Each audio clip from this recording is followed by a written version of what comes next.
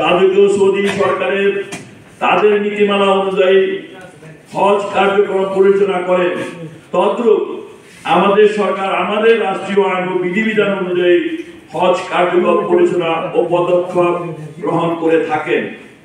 সেক্ষেত্রে সৌদি সরকারের কোনো পদক্ষেপ যদি আমাদের আইন কানুনের সাথে সাংঘর্ষিক হয়, কূটনৈতিক তৎপরতার মাধ্যমে তা সমাধান করা আমাদের সরকারের দায়িত্ব।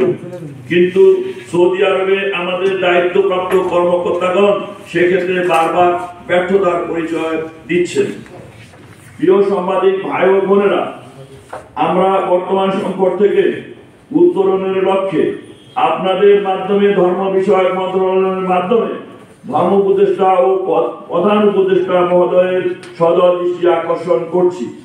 আমরা দৃঢ়ভাবে বিশ্বাস করি আপনারা জাতির বিবেক বিভিন্ন সংকটে গুরুত্বপূর্ণ আমাদের লেখনীর মাধ্যমে গুরুত্বপূর্ণ অবদান রেখে আছেন।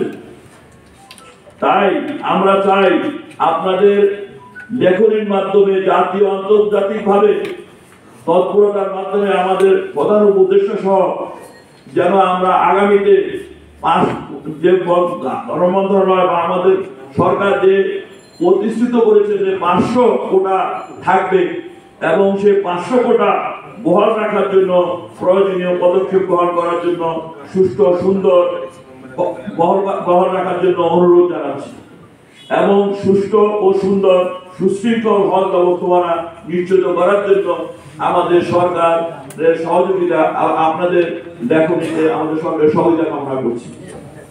আল্লাহ আপনাদের সহানুভূতি আমার মনে হয়